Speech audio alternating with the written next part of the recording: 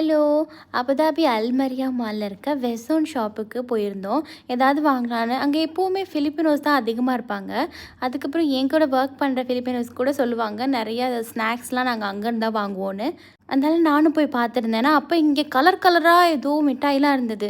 இதை பார்த்தோன்னே நான் ஐடென்டிஃபை பண்ணிட்டேன். இது அந்த ஏஎம்எஸ்ங்கிற பிராண்ட்லேருந்து இன்ஸ்டாகிராம் ஃபேமஸ் இந்த பீல் பண்ணி சாப்பிட்ற ஜெல்லி டைப்பில் இருக்கும் இந்த மிட்டாய்லாம். அதில் நிறையா ஃப்ளேவர் இருந்தது. பனானா, மேங்கோ தான் ரொம்ப ஃபேமஸ்ஸு.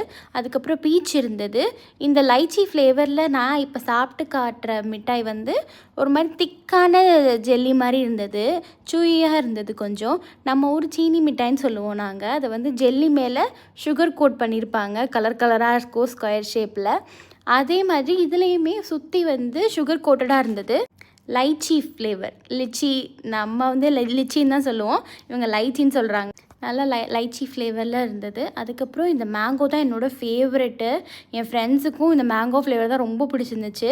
இதை நல்லா பீல் பண்ணி உள்ளே இருக்க அந்த ஃப்ளஷ் மாதிரி இருக்கிறத சாப்பிட்டுட்டு வெளியே இருக்க ஸ்கின்னு தான் என்னோடய ஃபேவரெட்டே. நான் முந்தின நாள் நைட்டே வாங்கிட்டேன். ஆனால் வந்து வீடியோ எடுக்கலை சாப்பிட்டு காட்டுற மாதிரி.